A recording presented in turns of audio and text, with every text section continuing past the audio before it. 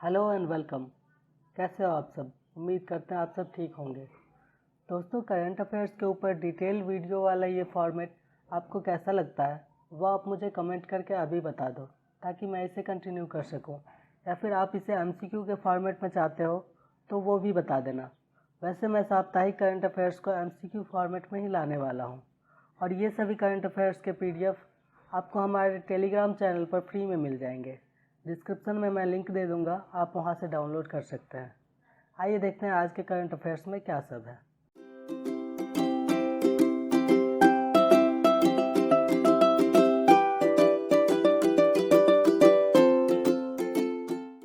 आज 12 मार्च है और इस दिन को हम दांडी कूच दिवस के रूप में याद करते हैं। आज ही के दिन 1930 में दांडी मार्च शुरू हुआ था। राष्ट्रपिता महात्मा गांधी ने इसी दिन अहमदाबाद स्थित साबरमती आश्रम से नमक सत्याग्रह के लिए दांडी यात्रा शुरू की थी।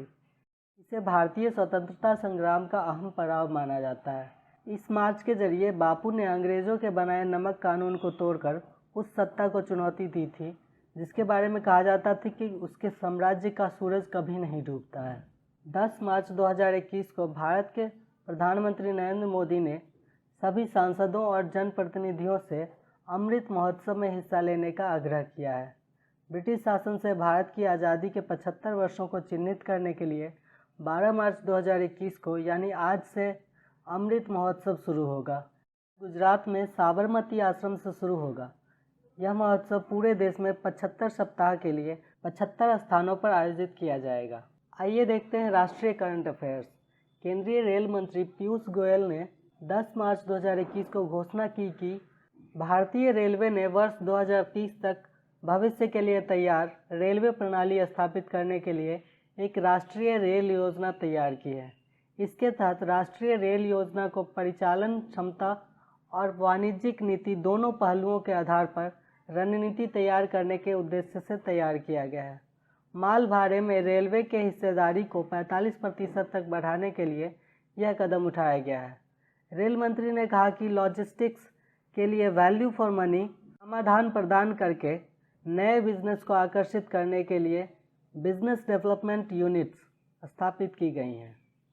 केंद्रीय मंत्रिमंडल ने 10 मार्च 2021 को प्रधानमंत्री स्वास्थ्य सुरक्षा निधि को एकल गैर चूक योग्य आरक्षित निधि के रूप में मंजूरी दी है।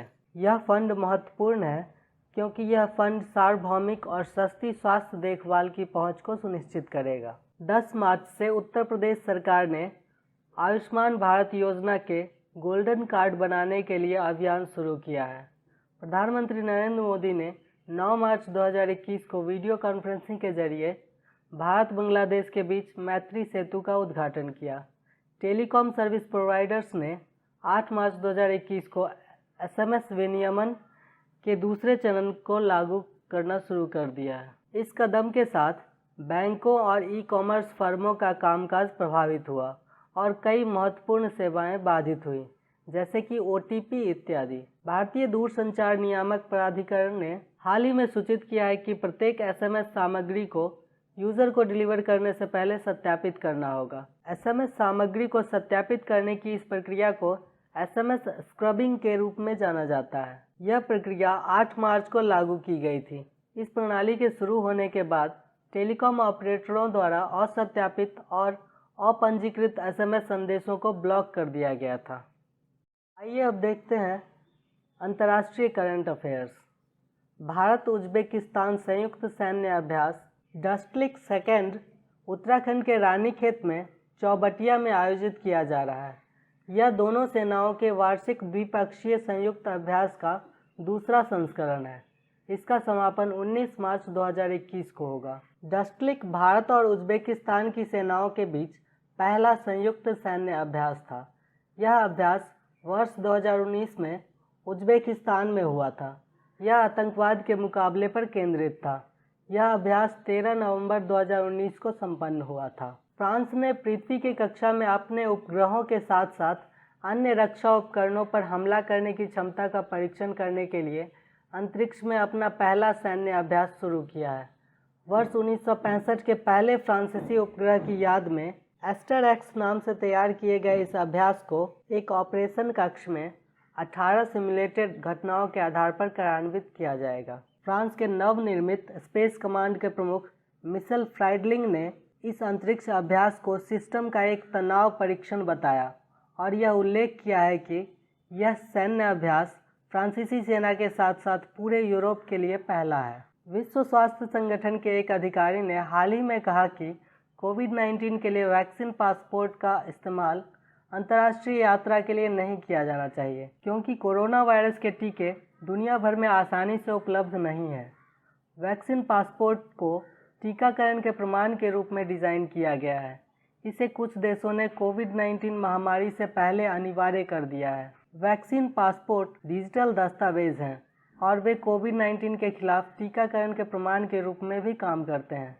टीका पासपोर्ट देश भर में डिजिटल टीकाकरण रिकॉर्ड के रूप में कार्य करेगा। इजराइल पहला देश था जिसने फरवरी 2021 में एक प्रमाणन प्रणाली शुरू की थी। आइए अब देखते हैं खेल और खिलाड़ी से संबंधित करंट अफेयर्स। IPL 2021 के सभी मैच अहमदाबाद, चेन्नई, दिल्ली, मुंबई, कोलकाता और बेंगलुरु में खेले जाएंगे। 9 अप्रैल को पिछले सीजन के विजेता मुंबई इंडियंस और रॉयल चैलेंजर्स बेंगलोर के बीच के मैच से टूर्नामेंट का आगाज़ होगा, जबकि फाइनल मुकाबला 30 मई 2021 को अहमदाबाद के नरेंद्र मोदी स्टेडियम में खेला जाएगा। IPL 2021 की नीलामी में ऑलराउंडर क्रिस मॉरिस ने एक नया इतिहास रच दिया है। वे इस लीग में अब तक के सभी सीजन में बिकने वाले सबसे महंगे खिलाड़ी बन गए हैं। क्रिस मॉरिस को इस बार राजस्थान रॉयल्स ने 16 करोड़ 25 लाख में खरीदा है।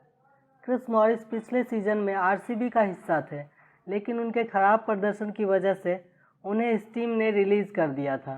RCB ने पिछले सीजन में मॉरिस को 10 करोड़ में खरीदा था। क्रिस मॉरिस शानदार ऑलराउंडर हैं।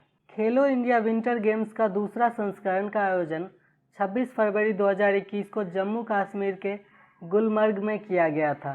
यह 5 दिवसीय आयोजन था और इसका समापन 2 मार्च 2021 को हो गया। युवा मामले और खेल मंत्री किरण रिजिजू इस कार्यक्रम में भाग लेने के लिए श्रीनगर पहुंचे थे। उसका उद्घाटन वर्चुअली रूप से प्रधानमंत्री नरेंद्र मोदी द्वारा किया गया था।